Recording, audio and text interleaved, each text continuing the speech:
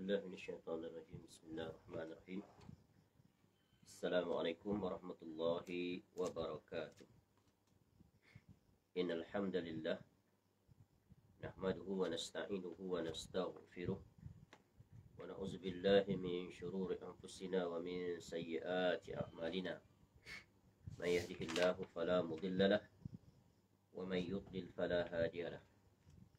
وأشهد أن لا إله إلا الله وحده لا شريك له وأشهد أن محمدا عبده ورسوله. يا أيها الذين آمنوا اتقوا الله حق تقاته ولا تموتن إلا وأنتم مسلمون. يا أيها الناس اتقوا ربكم الذي خلقكم من نفس واحدة وخلق منها زوجها وبث منهما رجالا كثيرا ونساء واتقوا الله الذي تساءلون به والأرحام إن الله كان عليكم رقيبا.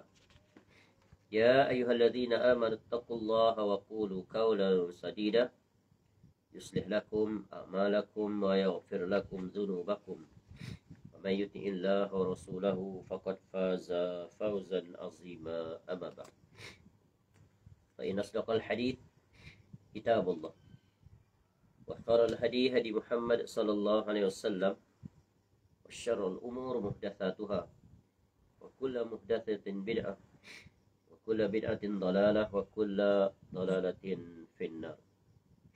اللهم إنا نسألك علما نافعا.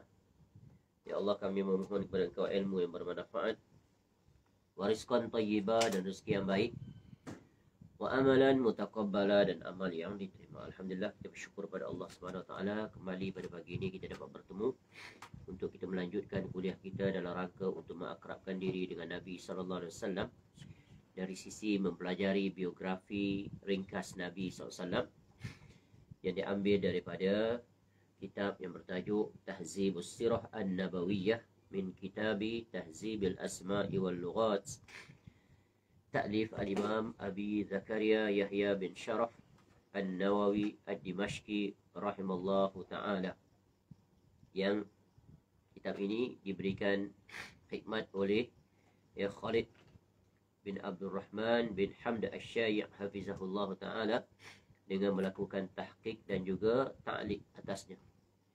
Dengan itu bertambahlah nilai perbahasan ataupun penjelasan yang terkait tentang beberapa aspek dan sisi penting pribadi agung Nabi sallallahu alaihi wasallam, yang mudah-mudahan dengan itu akan membuka pintu yang lebih besar untuk kita melanjutkan, iaitu pengetahuan dan juga pengkajian kita terhadap sisi perjalanan hidup Nabi SAW yang penuh dengan manfaat, faedah dan keteladanan yang tinggi.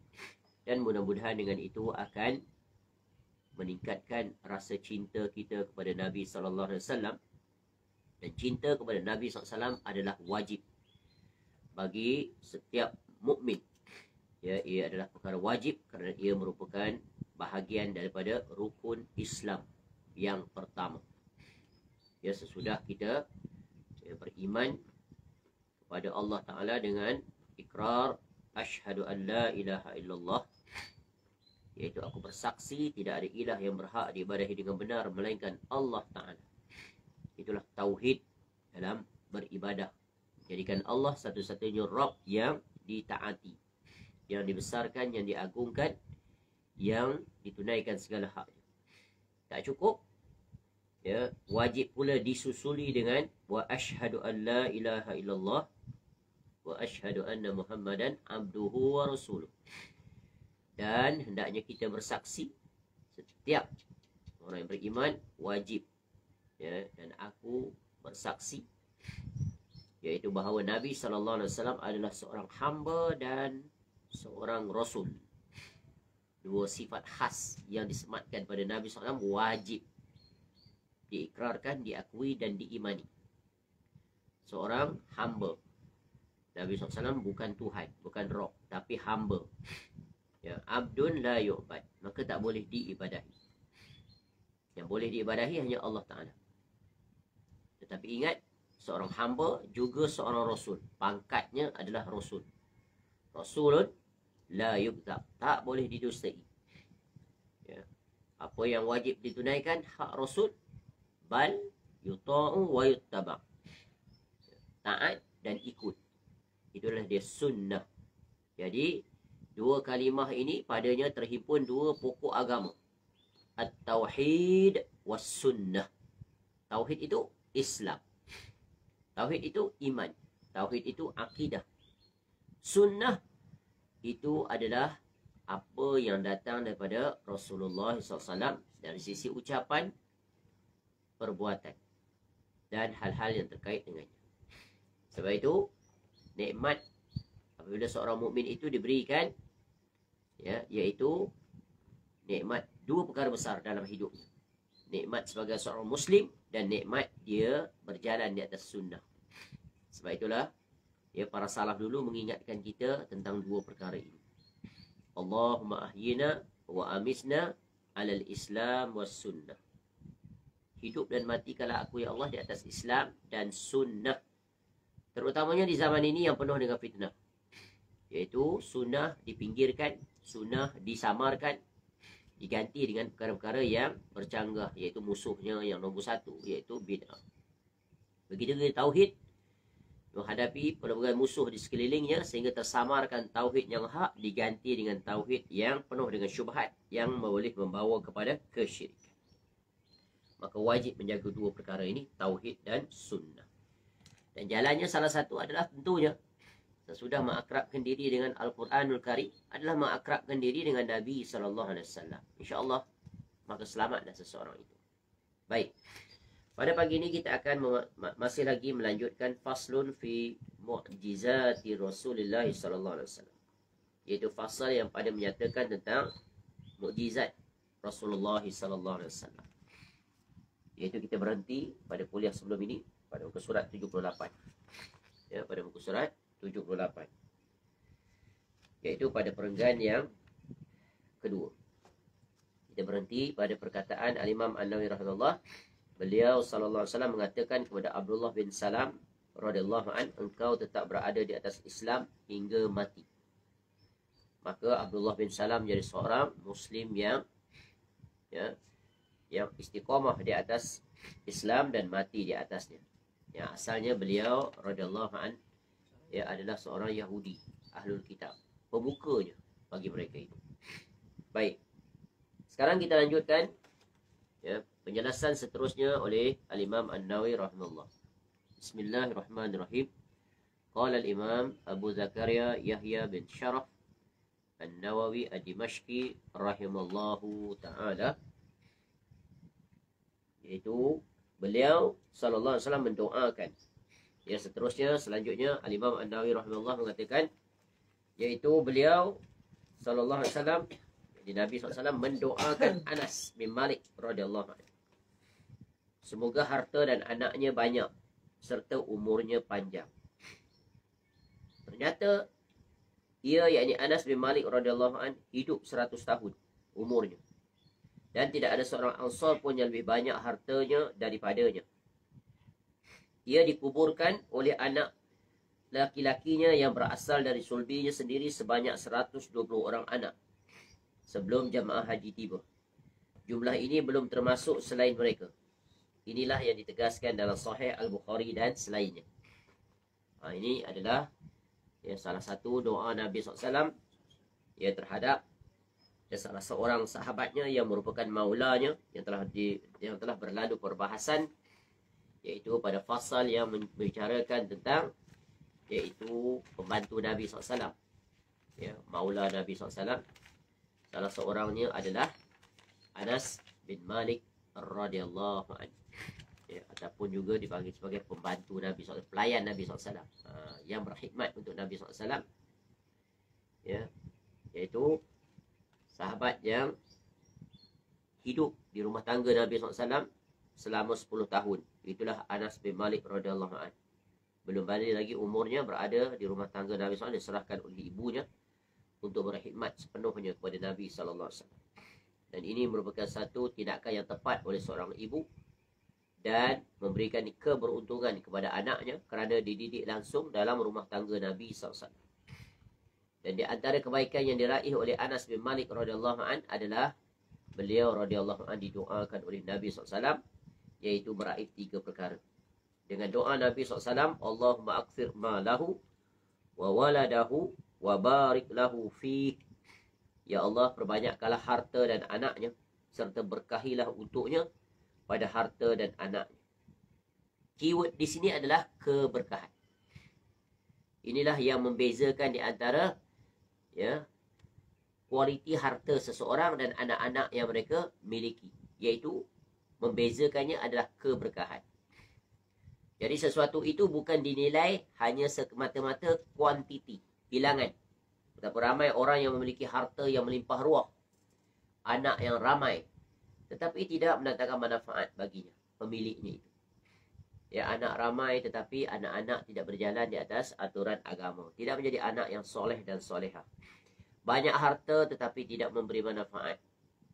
Ya, bahkan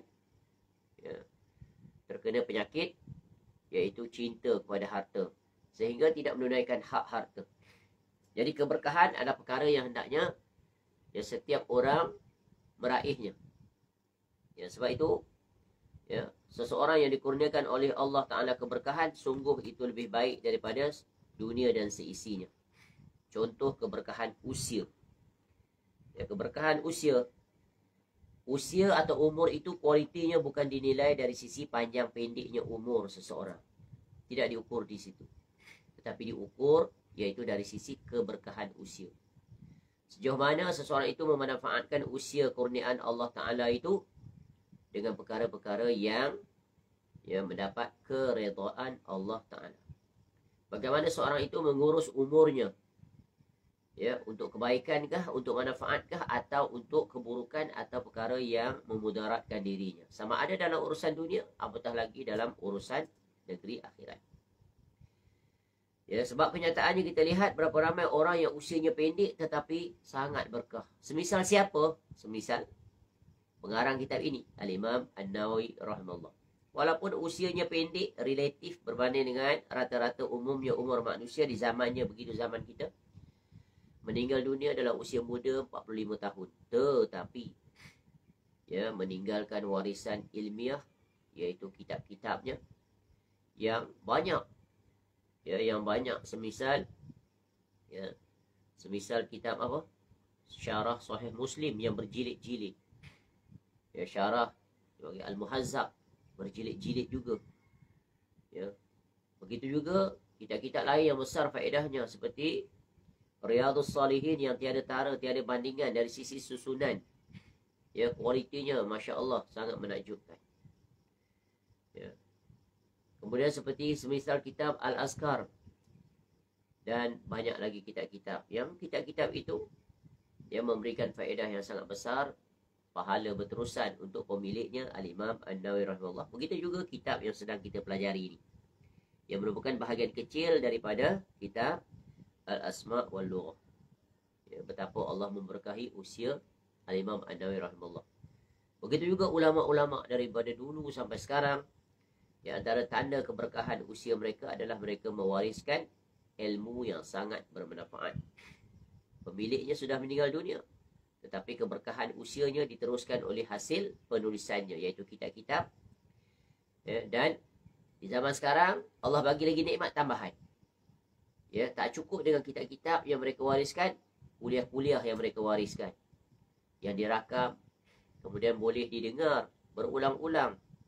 Jadi sepanjang zaman, selagi kuliahnya itu masih ada di dalam media sosial, semisal YouTube, Facebook, dan berbagai lagi, Instagram, Telegram, macam-macam. Inilah kenikmatan yang Allah bagi umat di zaman ini. Maka keberkahan usia itu akan terpapar tentang athar yang dia tinggalkan, warisan yang dia tinggalkan. Hendaklah kita berusaha untuk meraih kebaikan. Tulisan-tulisannya yang ada di media sosial itu yang berbuah kebaikan. Bayangkan setiap orang yang membacanya, membaca saja sudah ditulis dan catat pahala baginya. Apatah lagi kalau diamalkan oleh orang yang membacanya. Sebab itu, ini adalah prinsip kaedah penting dalam penulisan. Jangan kita menulis sesuatu yang mendatangkan musibah, mendatangkan mudarat. Orang membacanya, timbul fitnah yang berpanjangan, salah faham. Apatah lagi apa yang kita paparkan itu perkara-perkara yang bercanggah dengan syariat, maka dosanya berterusan. Ya, jangan jadikan media sosial itu sebagai penjana dosa jariah. Hendaklah kita jadikan media sosial itu adalah penjana pahala jariah. Hendaklah teliti dan berhati-hati. Baik, seterusnya. Jadi Anas bin Malik radhiyallahu anhu didoakan oleh Nabi SAW, sehingga ya seluruh permohonan Nabi SAW untuknya, ya sebagai jasanya yang besar kepada Nabi SAW, maka Allah kurniakan dia kekayaan. Yang kekayaan itu memberi manfaat untuk dunianya, begitu juga untuk akhirat. Dan sebagaimana kita tahu, ibunya adalah Ummu Sulaim radhiyallahu anha. Ya, seorang ibu yang berwawasan jauh.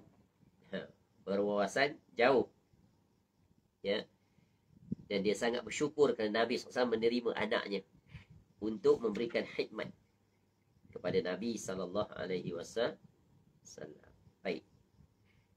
Jadi Anas bin Malik radhiyallahu anhu juga seorang yang banyak meriwayatkan hadis-hadis Nabi SAW. Ya, dia banyak meriwayatkan hadis-hadis Nabi SAW.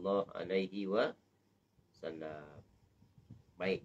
Jadi untuk perincian, ya bacalah kisah biografi tentang Anas bin Malik radhiyallahu anhu. Dan kita pernah sebut tentang di antara keistimewaan Anas bin Malik radhiyallahu anhu, ya, dengan harta kekayaannya pernah satu ketika, ini sesudah kewafatan Nabi SAW.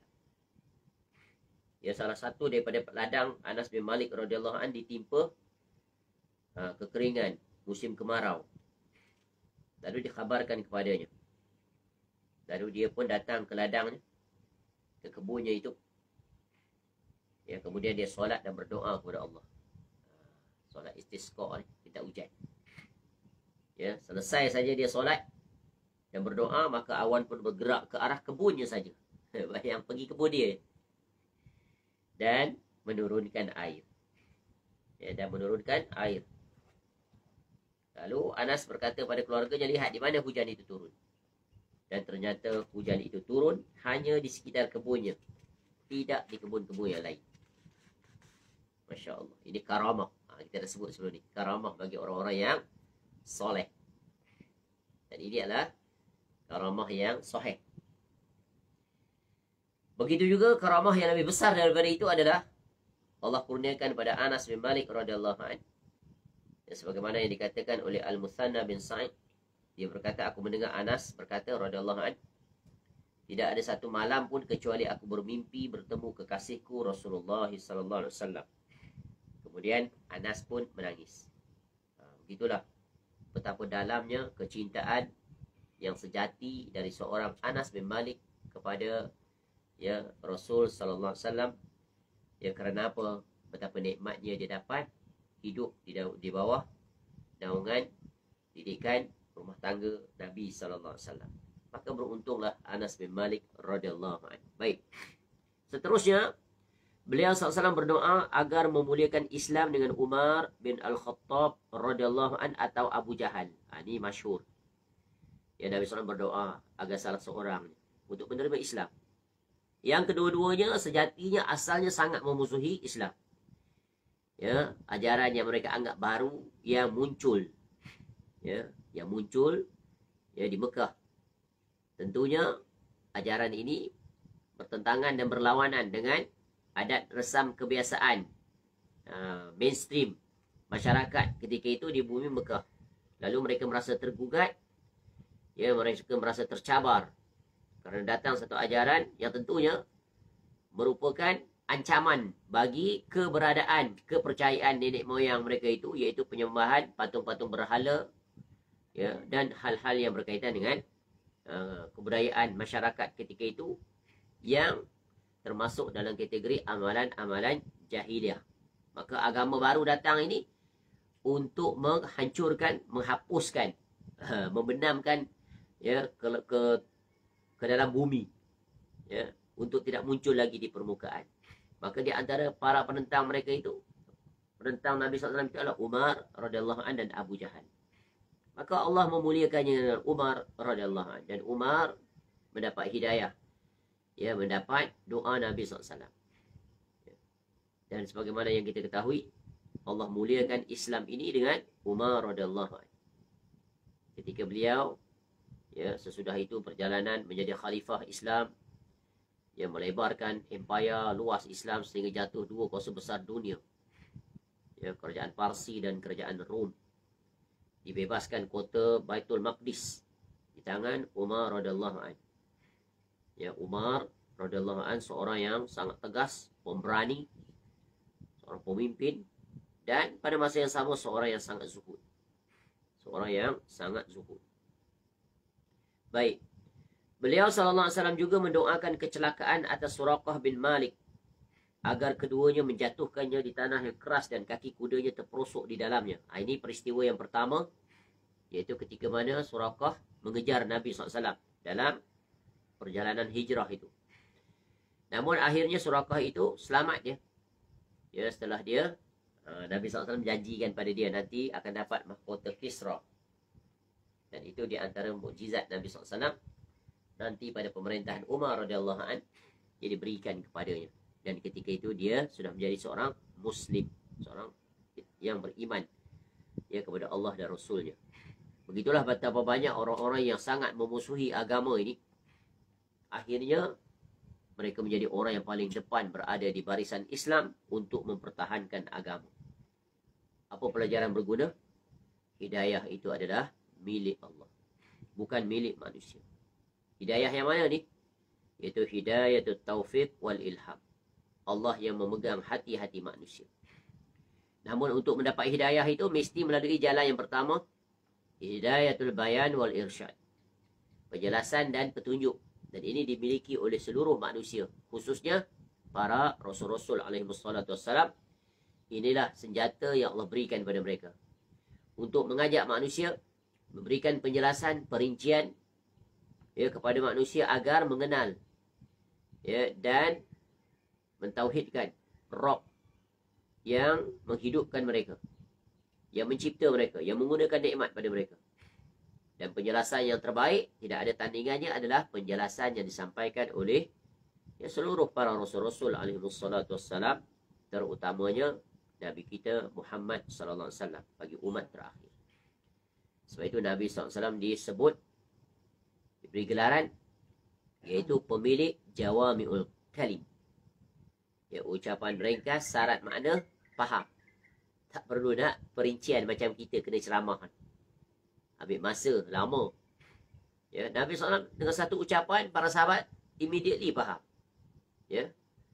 Itu keberkahan. Ucapan Nabi SAW ringkas, padat ataupun panjang tapi jelas. Nabi SAW menjelaskan dalam banyak perkara, para sahabat faham. Kalau tidak faham, mereka akan bertanya dan Nabi SAW akan jelaskan dengan bahasa yang lugas, jelas, terang, tidak ada kesamaran padanya. Berbeza dengan kita. Kadang-kadang dihuraikan panjang lebar pun masih belum difahami. Bahkan terkadang yang menjelaskan pun tak faham. Bagaimana orang lain akan memahami? Jadi inilah istimewanya Nabi kita Muhammad sallallahu alaihi wasallam. Baik.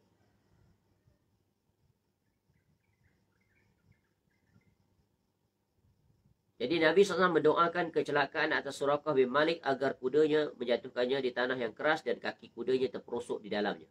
Sehingga ia memanggil-manggil Nabi SAW dan meminta beliau SAW agar mendoakan kebaikan untuknya. Sebab ketika itu kalau Nabi SAW mengeluarkan pedangnya, maka tidak ada jalan untuk dia melarikan diri. Beliau SAW mendoakan pula untuk Ali radhiyallahu anhu agar Allah menghilangkan panas dan dingin darinya, sehingga ia tidak merasakan panas dan dingin. Beliau SAW mendoakan untuk Huzaifah pada malam hari saat beliau SAW mengutusnya untuk mencari berita tentang pasukan Ahzab, agar ia tidak merasakan dingin. Ternyata ia tidak merasakan dingin hingga kembali. Ketika itu kan suasana yang sangat dingin. Dinginnya di tanah Arab ni bukan macam dingin di tempat kita, sehingga terasa sampai ke tulang sumsum, betapa sejuknya. Sebagaimana kalau biasa kita berada di negara-negara beriklim sejuk. Sejuknya sampai telinga ni pun boleh rasa keras, beku, tak terasa telinga ada di telinga, di kepala. Dia kalau terlalu sejuk boleh jadi brittle, keras, jentik, pecah. Sampai tahap tu. Itu frost. Dia jadi frost. Ya. Dia tempat tu pakai tebal-tebal. Tapi dingin di sini taklah seperti mana dingin melampau di musim salji tu. Tapi tetap terlalu dingin. Sehingga penduduk di situ pun dia tak tahan dengan suasana yang sangat dingin ekstrim itu. Apatah lagi ditambah dengan adanya angin yang berniup. Lagilah terasa kedinginan itu. Baik, beliau SAW mendoakan untuk ini sudah. Ya, perang Ahzab, perang apa ni? Perang Khandaq yang buat parit tu. Ya, beliau SAW mendoakan Ibnu Abbas radhiyallahu anhuma agar memahamkannya dalam urusan agama, dan ternyata terbukti. Padahal Ibnu Abbas radhiyallahu anhuma waktu itu masih kecil, belum balik. Ya, dengan doa Nabi SAW, Ibnu Abbas radhiyallahu anhuma menjadi pemilik lautan ilmu. Ya, dan dia Allah kurniakan rajin menuntut ilmu. Ya, berdoa dan disusuli dengan perbuatan. Dan dia memang seorang yang sangat rajin menuntut ilmu. Apatah lagi tentunya menuntut ilmu dengan Nabi SAW sebagai guru yang pertama. Kemudian para sahabat. Akhirnya beliau menjadi di antara para sahabat yang dijadikan rujukan kerana kealimannya. Terutamanya dalam memahami ayat-ayat Al-Quranul Karim. Sebab itu kita buka kitab-kitab tafsir, kita akan temui tafsir yang datang daripada Ibnu Abbas radhiyallahu anhuma. Kenapa? Kerana Ibnu Abbas radhiyallahu anhuma mendengar langsung daripada Nabi sallallahu alaihi wasallam. Dan Ibnu Abbas meriwayatkan hadis-hadis yang sangat banyak. Dan di antara hadis yang sangat masyhur dan sangat terkenal, ya, sehingga yang mendorong Al-Imam An-Nawawi rahimahullah memasukkannya di dalam kitab Arba'in An-Nawawiyah, iaitu hadis yang ke-19. Hadis yang sangat agung menjelaskan tentang wasiat Nabi SAW. Wasiat yang sangat agung, iaitu tentang tauhid. Tentang kebergantungan seorang hamba kepada Allah. Dan ini diajar kepada Ibnu Abbas radhiyallahu anhu dalam satu perjalanan. Ya, dan dalam keadaan Ibnu Abbas masih kecil. Menunjukkan betapa akidah ini diajar sejak daripada anak-anak yang belum balik. Ya, kerana ia merupakan asas pokok. Agar diingat sampai bila-bila. Sampai mati. Kerana tauhid ini perkara yang hendaknya dijaga secara bersungguh-sungguh. Kerana musuh tauhid itu sentiasa mencari jalan bagaimana untuk menghancur leburkannya. Jadi itulah misi utama syaitan, menyesatkan manusia agar mereka itu terbatal keislamannya, murtad dengan berbagai jalan, kesyirikan, kebid'ahan dan berbagai lagi. Hadis yang masyhur itu tak lain dan tak bukan adalah hadis yang mana ketika itu Ibnu Abbas radhiyallahu anhuma berada di belakang Nabi SAW. Ya, berjalan ataupun di atas kenderaan. Kuntu khalfan Nabi SAW yauman faqal ya ghulam. Nabi SAW sebut. Nabi panggil Ibnu Abbas ketika itu, ya ghulam, inni uallimuka kalimat. Sesungguhnya aku nak ajar pada kau, nak bagi tahu, nak bagi ilmu. Ya, beberapa kalimat. Maknanya tak panjang, ringkas saja. Tapi padat, syarat, makna, penting. Apa pelajaran ilmu yang pertama yang akan dikhabarkan, yang disampaikan, iaitu ihfazillah yahfazka. Jagalah Allah, Allah akan jaga engkau. Makna jaga di sini maksudnya apa? Tunaikan hak Allah. Jadilah seorang hamba yang sejati, yang benar. Apa Allah perintah, buat. Apa Allah larang, tinggalkan. Maknanya berjalan di atas agama ini berdasarkan wahyu Allah Ta'ala. Jangan memandai-mandai. Itu mafhum dia. Ikut sajalah apa yang Allah suruh. Ya. Kemudian ihfazillah tajidhu tujahaka. Jagalah Allah. Kau akan dapati Allah di hadapan kau. Maknanya apa? Bila kita tunaikan hak Allah, maka Allah akan tunaikan hak kita sebagai hamba. Allah akan berikan perlindungan, penjagaan, keberkahan, ya, apa saja. Kerana hak Allah Ta'ala, ya, setelah kita tunaikan, maka Allah pasti akan menunaikan hak hamba-Nya. Sebagai itulah menunjukkan betapa luasnya rahmat kasih sayang Allah Ta'ala kepada hamba-hambanya yang sentiasa mentaatinya. Kerana mentaati perintah Allah bukan perkara mudah. Ya, dari dua sisi. Melaksanakan pun susah, meninggalkan pun susah. Kecuali mereka yang berusaha bermujahadah, yang didorong, yang diikat dengan akidah yang benar. Lalu seterusnya wasiat Nabi SAW, "Idza sa'alta fas'alillah wa idza ista'anta fasta'in billah." Ya, idza sa'alta fas'alillah. Bila engkau minta, memohon, minta pada Allah saja. Ya. Bila engkau minta perlindungan, minta pertolongan, minta pertolongan dengan Allah. Yang pertama adalah tentang tauhid, yang kedua adalah tentang permohonan. Ini dua perkara yang sangat agung, teras bagi seorang mukmin yang sejati. Semakna dengan makna perintah Allah dalam suratul Fatihah. Iyyaka na'budu wa iyyaka nasta'in. Para ulama sebut ayat ini intisari, kesimpulan, himpunan, keseluruhan maksud Al-Quran. Satu Al-Quran tu dihimpun di situ. Semuanya kembali bermuara kepada pokok yang satu ini. Dua perkara besar, iaitu beribadah kepada Allah semata-mata dan minta tolong, minta mohon perlindungan. Sebab kita hamba ni adalah hamba yang sangat berhajat kepada Rabb-Nya. Jadi segala hajat kita hendaklah minta kepada Rabb, jangan minta pada selainnya. Ya. Maknanya apa saja yang kita mohon pada Allah. Ya, dari sisi apa? Iaitu dalam perkara-perkara yang makhluk tak mampu untuk menunaikannya. Tak mampu. Dan kita telah sebut sebelum ini dalam pelajaran akidah, syarat untuk meminta pada makhluk adanya 4 perkara. Maka itu diizinkan dari sisi syariat. Kerana memang boleh minta pada makhluk, tapi dalam 4 keadaan ini saja. Selainnya tidak diizinkan. Ya, yang 4 ini pun hakikatnya Allah Ta'ala jugalah yang memperkenankannya. Cuma berdasarkan wasilah sarana dari sisi manusiawi. Kerana Allah berikan manusia dari sisi ini boleh melakukannya. Apa 4 syarat minta pada makhluk? Yang pertama, dia hidup. Minta pada orang hidup. Jangan minta pada orang mati. Ya. Orang mati dah terputus hubungan dengan alam dunia. Dia tak boleh kembali pada dunia. Dia nak tolong siapa pun dia. Yang kedua, dia hadir. Ya, dia bukan ghaib. Ya, dia hadir, berada di depan kita. Dia bukan makhluk ghaib. Boleh dilihat, boleh dihubungi. Ya. Dan dia boleh respon. Yang ketiga, dia mampu. Ya, kalau dia tak mampu, ya, dalam hal-hal yang memang makhluk tak mampu, hanya Allah Ta'ala yang mampu. Contoh menghidup, mematikan, menggunakan rezeki, memanjangkan usia, ya, dan pelbagai lagi. Ini hanya Allah Ta'ala yang mampu. Kalau dipalingkan, minta pada makhluk ghaib, minta pada orang mati, maka membawa kepada syirik. Ya, syirik yang boleh membawa kepada kekafiran. Yang keempat, tidak melanggar syariat. Inilah dia perkara special conditions yang dibenarkan untuk minta pada makhluk. Adapun ya, selain daripada itu maka tak diizinkan. Jadi ini perkara yang sangat besar yang banyak manusia selisihi. Sebab itu dua perkara pokok ini Allah ingatkan, tegaskan, wajib diulang-ulang sebanyak 17 kali dalam solat wajib 5 waktu. Itu tidak ditambah lagi dengan solat-solat yang lain.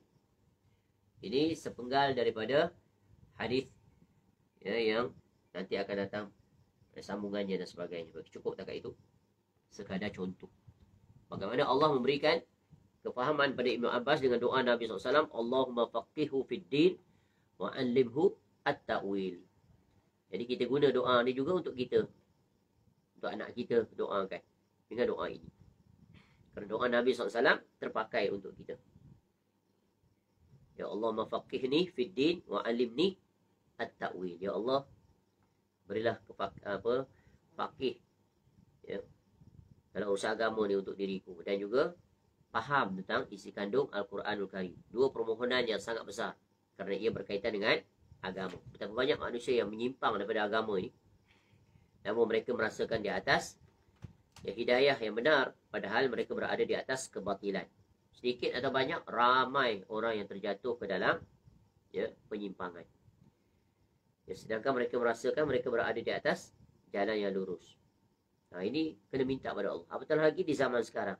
Di zaman sekarang yang penuh dengan fitnah yang datang daripada pelbagai sisi, yang agama ini dibawa oleh pelbagai aliran, golongan, kelompok dan sebagainya, maka hendaklah kita memohon kepada Allah agar Allah berikan kita kefakihan. Ya, kerana ilmu saja tidak memadai, hendaklah memahami ilmu itu sesuai dengan kehendak agama itu sendiri. Kemudian beliau SAW mendoakan kecelakaan atas Utbah bin Abu Lahab, agar Allah menguasakan salah satu anjingnya kepadanya. Ternyata ia diterkam oleh singa di Zarqa. Ini Abu Lahab ada 3 anak atau 4. Ya. Ada 1 masuk Islam. Yang lainnya adalah 2 kalau tak Islam masuk Islam, 1 je tetap kufur. Ini dia ni. Ya, Utbah bin Abu Lahab. Abu Lahab ni siapa? Bapa saudara Nabi SAW. Adik-beradik Abu Talib, tapi berlainan ibu, tapi ayah sama, iaitu Abdul Muttalib. Kemudian beliau SAW berdoa agar hujan turun. Ketika mereka meminta hal itu kepada beliau SAW kerana hujan tak kunjung tiba. Saat itu di langit tidak ada sedikit pun awan. Lalu muncullah awan laksana bukit-bukit dan turunlah hujan hingga Jumaat berikutnya. Sehingga mereka memohon agar hujan reda. Beliau SAW berdoa agar hujan berhenti. Lalu mereka keluar berjalan di bawah terik matahari. Ini di antara mukjizat Nabi SAW, iaitu hujan turun. Di mana satu kaum itu, ya ada satu kaum, satu kabilah, tempat mereka, kampung mereka itu ditimpa dengan kemarau. Sehingga hujan tak turun. Matilah pohon-pohon, tanaman, begitu juga haiwan. Ya, kurus, kering. Tak cukup zat. Air tiada. Kerana air adalah sumber utama kehidupan untuk makhluk yang hidup. Sama ada bernyawa atau tidak. Ya, pohon-pohon tak bernyawa tapi dia hidup, perlukan air. Ya, manusia yang bernyawa, haiwan yang bernyawa, burung yang bernyawa juga perlukan air. Jadi air adalah sumber kehidupan. Ya, Allah jadikan 2/3 bumi ini dengan air. Di lautan, di daratan, begitu juga Allah jadikan air di bumi, air dari langit. Betapa besarnya nikmat yang satu ini kepada kehidupan manusia. Ya, Allah turunkan hujan daripada langit, Allah munculkan air di sungai, di lautan tanpa perlu membayarnya. FOC, free of charge. Tidak ada bil bulanan, bil air laut, bil air sungai, bil air hujan. Tidak ada. Allah datangkan setiap bulan untuk kita membayarnya. Yang ada hasil rekayasa tangan manusia mengolah air tersebut dengan proses-proses yang sangat kompleks disertai dengan kos yang sangat besar. Itu wajar dibayar atas servis yang mereka lakukan.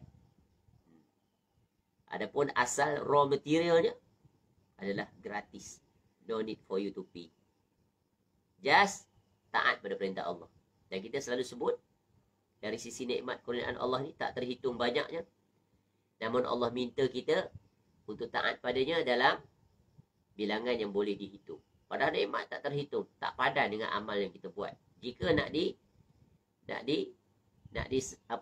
compare dengan nikmat.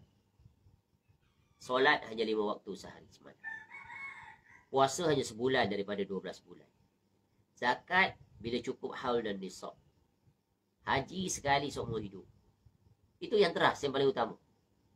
Kemudian jaga diri daripada terjatuh dalam segala pelanggaran. Kalau terjatuh, jalan mudah. Tak sulit bertaubat. Itu pun banyak manusia yang mengingkarinya. Yang tak memperdulikannya. Dan namun Allah dengan keluasan rahmatnya masih bagi peluang. Masih panjang umur dia. Masih hidup sampai ketua. Tapi sepanjang usia tak taat pada Allah. Bayangkan betapa luasnya rahmat Allah. Dan Allah bagi lagi good news, pengharapan. Qul ya ibadiyalladzina asrafu ala anfusihim la taqnatu min rahmatillah innallaha yaghfiruz dzunuba jami'a innahu huwal ghafurur rahim. Dan surah Az-Zumar ayat 50 lebih. Katakanlah wahai hamba-hambaku yang melampaui batas terhadap diri masing-masing. Allah sifatkan kita 2 sifat, hamba dan melampaui batas. Tak ada satu yang terkecuali. Abdul dan melampaui batas. Memang melampaui batas. Nikmat tak terhitung. Tapi syukurnya sedikit. Wa qalilun min ibadiyas syakur. Yang beribadah, yang tak beribadah, sama. Ya. Kemudian Allah kata apa? Jangan berputus asa daripada rahmat Allah. Kerana rahmat Allah itu luas. Walaupun Allah turunkan 1 je. Ya, daripada berapa rahmat Allah? Berapa bahagian? 100. 99 tu tinggal di syurga. Satu je bawa turun. Itu pun tak terhitung nikmat rahmat Allah. Bayangkan kita kembali. Dicukupkan kembali 100 itu nanti di syurga. Bayang. Tu. Tapi macam semuanya itu hanya dapat ditangkap dengan iman. Jadi kalau kita nak buat comparison nikmat dunia dengan nikmat syurga, tu tadi satu nisbah 99. Bayang. Ya betapa tak tergambarnya nikmat kehidupan di negeri yang kekal abadi, syurga. Itulah ujian yang besar Allah jadikan kita hidup di dunia. Maka selamatlah mereka yang selamat, maka rugilah ya mereka yang rugi. Mudah-mudahan kita termasuk dalam orang-orang yang selamat. Dan Allah kurniakan kita syurga yang dipersiapkan oleh Allah Ta'ala. Baik. Jadi ini adalah tentang bagaimana satu kisah yang berlaku ya, ketika mana Nabi SAW bersama dengan kaumnya ketika itu. Al-Imam Nawawi rahimahullah letak ni perkara ini dalam kitabnya Al-Azkar tentang solat istisqa. Dalam perbahasan minta hujan. Dan disebut beberapa cara untuk agar Allah turunkan hujan. Satu caranya adalah kita sendiri masing-masing berdoa. Ya. Minta doa kepada Allah agar Allah turunkan hujan. Semua orang boleh melakukannya dengan doa itu. Yang kedua adalah khatib ketika berada di atas mimbar pada hari Jumaat, mohon pada Allah agar Allah turunkan hujan. Ya. Allahumma askina, minta pada hujan. Itu ketika duduk di atas mimbar.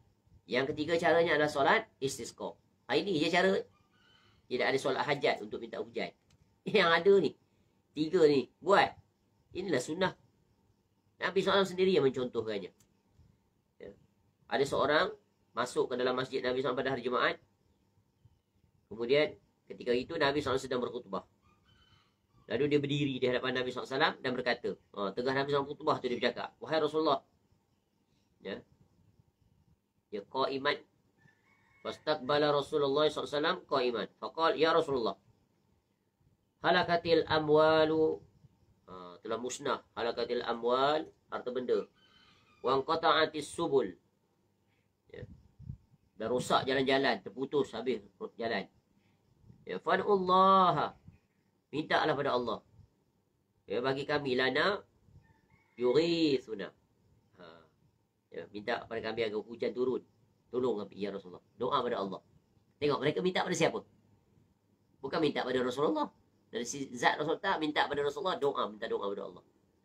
Sebab doa Nabi SAW mustajab. Ya, Nabi SAW seorang Rasul. Lalu Nabi SAW pun angkat tangan. Farafa'a Rasulullah SAW. Farafa'. Irfa'. Angkat tangan. Lalu Nabi SAW ucapkan, Allahumma askina, Allahumma askina, Allahumma askina. 3 kali. Ni sunnah dia tak pernah tengok lagi. Di khutbah Jumaat. Ketika musim kemarau. Patutnya, inilah pentingnya. Faham sunnah khatib ni. Ini tak. Buat pengumuman. Nanti sesudah solat Jumaat, solat hajat, minta hujan. Masya Allah. Itu bukan sunnah. Sunnah yang atas mimbar tadi kamu tak baca. Itulah yang patut utamanya. Dan apa akibatnya? Hujan turun. Jadi ketika solat hajat itu, ya, dia telah membatalkan sunnah. Betapa banyak sunnah wirid, zikir sesudah solat Jumaat itu dihapuskan. Padahal, apa saja hajat kamu, wahai manusia, kamu boleh minta dalam solat Jumaat itu. Betul kan? Ketika solat Jumaat nanti, mintalah hajat. Di mana? Di 2 tempat. Ketika mana? Ketika sujud. Sebab itu kawasan yang paling dekat seorang hamba kepada Rabbnya. Hingga Nabi SAW kata, ya fa'akfirud doa. Banyakkan doa ketika sujud. Yang kedua, pada tahiyat akhir, 2 tempat tu di posisi penting. Yang Nabi SAW wasiat minta doa ketika itu. Ketika tasyahud, di antara doa yang Nabi SAW perintahkan apa? Iza tasyahada ahadukum falyasta'id billah min arba. Minta. Sesudah kamu selesai tahiyat tu, baca.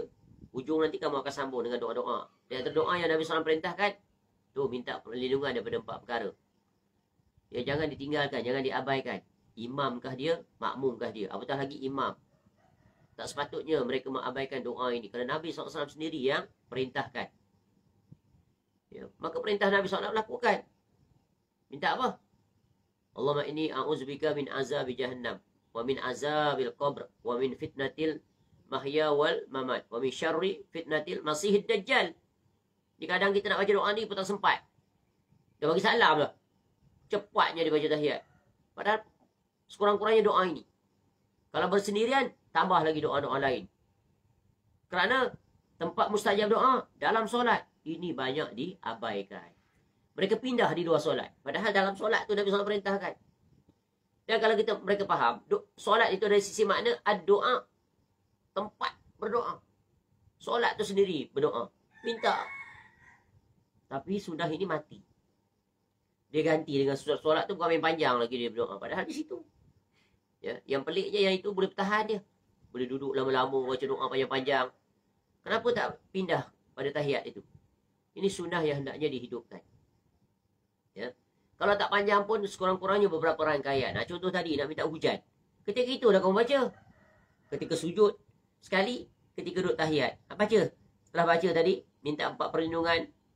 Ya, apa saja doa Allah, apa Rabbana atina fid dunya hasanah fil akhirati hasanah wa qina azabannar ya muqallibal qulub. Semua boleh baca di tahiyat itu. Kerana duduk di situ lebih memungkinkan untuk kita lama sebab duduk. Kalau sujud memang penat, letih, betul kan? Lama. Jadi duduk di tahiyat tu lebih relax, lebih banyak tenaga. Minta. Di antaranya minta doa ni, Allahumma askina, Allahumma askina, Allahumma askina. Masing-masing minta. Ini tak dibuat solat khusus pula, solat hajat. Solat hajat tu sendiri. Buat sendiri. Buat di rumah ke buat di mana-mana. Minta hajat. Hajat tu tergantung pada masing-masing. Wahai para imam. Wasiatkan seperti ini. Wasiat sunnah. Ya, bagi tahu makmum. Kita solat Jumaat nanti. Ya, pada sujud atau pada tahiyat. Saya akan memperlamakan sedikit. Mintalah sama kita minta pada Allah. Agar Allah angkat musibah. Allah turunkan keberkahan. Ya. Allah turunkan hujan yang berberkah. Ya, agar menghidupkan kembali bumi yang tandus, menyegarkan kembali haiwan-haiwan yang kehausan. Begitu juga kita yang sangat berhajat kepadanya. Kenapa tak minta? Ini hadis sendiri bagi kaedah ajaib manusia. Sebab itu nak hidup dan berpegang dengan sunnah ni dia bukan perkara yang mudah. Dan dia bukan perkara yang kecil. Dia perkara yang besar dan dia sulit. Kecuali mereka-mereka yang hidup hatinya benar cintanya pada Nabi SAW. Sebab itu penting di bab ni. Baik. Jadi Nabi SAW pun berdoa minta tadi. 3 kali Nabi SAW angkat tangan dan minta. Menunjukkan kesungguhan. Ya Allah turunkanlah hujan pada kami. Ya Allah turunkan hujan pada kami. Dan seterusnya. Dan ringkasnya adalah. Ya kata lelaki tadi. Dalam di ketika itu. Demi Allah. Kami tidak melihat ada sedikit pun awan atau mendung di langit. Dan di antara kami dengan bukit silak. Tidak ada rumah atau bangunan apapun. Kemudian semata dari arah belakang Nabi SAW muncullah awan tebal seperti perisai. Mustajab ya doa Nabi SAW. Immediately datang awan tebal yang membawa hujan. Setelah awan tersebut datang, turunlah hujan. Demi Allah kami tidak melihat matahari selama 6 hari. Maknanya apa? Mendung. Lebatnya hujan, gelapnya awan. Masya Allah. Berterusan. Hujan yang lebat. Kemudian minggu depan pula datang lagi lelaki tadi. Yang kampung tadi minta turun hujan tu. Ya. Dan Nabi SAW ketika itu juga sedang berkhutbah. Lalu dia berdiri lagi macam yang pertama. Dia kata kepada Nabi SAW, Ya Rasulullah, sekali ini harta benda hancur dan jalan terputus. Apa ni? Terlebih hujan. Halakatil amwal. Wa qata'atis subul. Fad'ullah. Ya Rasulullah. Ayyamsikaha. Sekali ini minta turun berhenti lah. Terlanjak hujan ni. Terlebih. Sebab tak letak had. Sebab tu ada doa hujan, iaitu minta turun hujan di kawasan sekitar. Betul kan? Bukan di atas kami. Supaya jangan berlebihan. Jangan jadi hujan itu mudarat pula. Lalu Nabi SAW angkat tangan. Tak cakap banyak dah Nabi SAW angkat tangan. Seperti mana yang pertama. Allahumma hawa. Inilah doa dia. Dia dah panggil doa apa ni? Doa pindah hujan. Tak perlu panggil bomoh hujan. Kita yang boleh jadi bomoh. Doa pada Allah. Allahumma. Hawalaina wala alaina. Tu doa indah tak? Ya, minta hujan ya Allah turunkanlah hujan di sekitar kami. Jangan atas kami. Maknanya apa? Keperluan kita tu cukup. Selebihnya pergi tempat lain. Tu. Ke mana tu? Alirkan hujan tersebut. Ya, Ya, Allahumma 'alal akami wal jibal, pergi ke bukit, wal zirabi wa manabitish syajar. Qala fanqata'at wa kharajna namshi fi syams. Itu doa Nabi SAW sangat mustajab. Ya. Jadi ketika Nabi SAW berdoa, sesudah itu apa yang berlaku? Ya, ketika Nabi SAW minta, very spesifik permintaannya. Turun hujan di lembah, ya di gunung-gunung, bukit-bukit dan tempat tumbuhnya pohon. Pergi situ hujan. Ya, untuk keperluan di sini cukup, segala perlu apa yang kami inginkan. Dan hujan pun berhenti. Dan para sahabat sebut kami keluar daripada masjid dengan berjalan di bawah sinar matahari. Maka teranglah. Masya Allah. Inilah keadaan sunnah. Ya, salah satu jalan minta hujan di musim kemarau. Khatib di atas mimbar berdoa dengan doa tadi. Kita pula nanti sama-sama berdoa dengan imam pada sujud atau pada tahiyat, kerana itu tempat diperintahkan oleh Nabi SAW. Khususnya solat Jumaat tak perlu adakan solat tambahan, solat hajat. Ya cukup dah. Kerana solat itu sendiri, setiap solat apa pun dia, wajibkah dia, sunatkah dia, adalah doa. Maka disitulah tempat kita mempersungguhkan doa. Dan cara yang ketiga adalah, iaitu dengan melaksanakan solat istisqa. Itu kemuncak. Ya, perhimpunan kaum muslimin, ya, berdoa kepada Allah dengan solat khusus. Baik. Seterusnya, beliau SAW mendoakan untuk Abu Talhah dan Ummu Sulaim, ya, radhiyallahu anhuma, agar Allah memberkahi malam keduanya itu.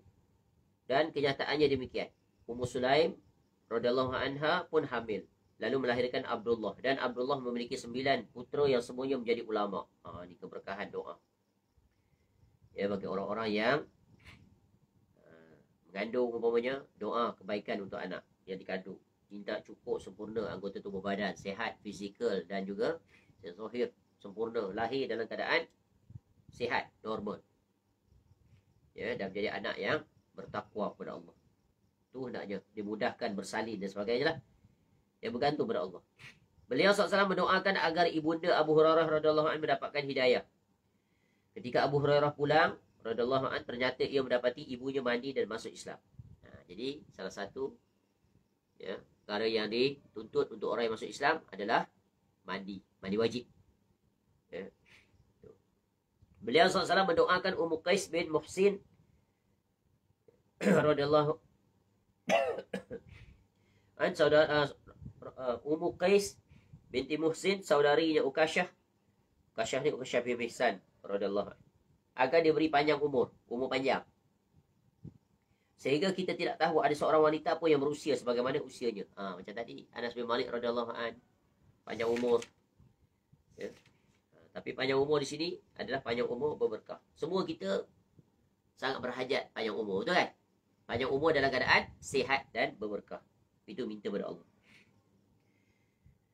Kemudian beliau SAW melempar kaum kafir dengan segenggam tanah, seraya berucap, semoga wajah mereka buruk. Allah pun mengalahkan mereka dan mata mereka penuh dengan tanah. Lalu beliau SAW keluar di hadapan 100 orang Quraisy yang menunggunya untuk melakukan, iaitu, ya, perbuatan yang tidak menyenangkan terhadapnya. Beliau SAW meletakkan tanah di kepala mereka dan berlalu tanpa mereka lihat. Ini salah satu peristiwa dalam hijrah. Nabi SAW dikepung oleh sekelompok orang-orang kafir Quraisy dengan wakil-wakil mereka itu untuk sama-sama menghabisi riwayat Nabi SAW. Lalu Nabi SAW, ya, mengambil segenggam pasir dan menaburkannya di atas kepala mereka. Dan akibatnya mereka tidak melihat, tak dapat melihat Nabi SAW dan Abu Bakar As-Siddiq radhiyallahu anhu. Dengan genggaman pasir itu, Nabi SAW membacakan ayat daripada surah Yasin ayat 9. وَجَعَلْنَا مِنْ بَيْنِ أَيْدِيهِمْ سَدًّا وَمِنْ خَلْفِهِمْ سَدًّا فَأَغْشَيْنَاهُمْ فَهُمْ لَا يُبْصِرُونَ. Itulah ayat yang dibaca oleh Nabi SAW. Ya, Nabi SAW keluar daripada rumahnya, lalu Nabi SAW pergi ke rumah Abu Bakar As-Siddiq. Tadi rumah Nabi, bukan dengan Abu Bakar As-Siddiq di rumahnya. Lalu Nabi SAW bersama dengannya keluar, ya, daripada rumahnya pergi ke rumah Abu Bakar As-Siddiq radhiyallahu anhu. Kemudian bersama-sama lah, ya, mereka pergi, ya, keluar daripada bumi Mekah untuk berhijrah. Setelah keluarnya Nabi SAW dan Dan dalam perjalanan itu setelah meninggalkan kota Mekah, barulah mereka sedar. Jadi di antara mukjizat Nabi SAW, Allah menjaga Rasulnya daripada perancangan makar musuh-musuhnya. Wa makaru wa makarallah wallahu khairul makirin. Mereka buat makar, Allah juga buat makar. Dan Allah lah sebaik-baik membuat makar. Mereka ingin menipu daya, tetapi Allah menipu daya mereka.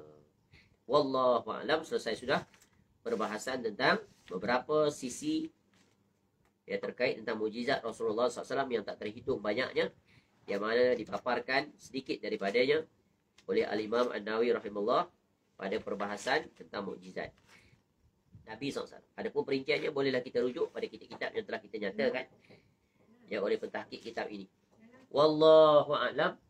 Subhanakallahumma wa bihamdika asyhadu an la ilaha illa anta astaghfiruka wa atubu ilaik. Wa sallallahu ala nabiyyina Muhammad wa ala alihi wa sahbihi wasallam. Wa akhiru da'wana alhamdulillahi rabbil alamin. Assalamualaikum warahmatullahi wabarakatuh. Assalamualaikum.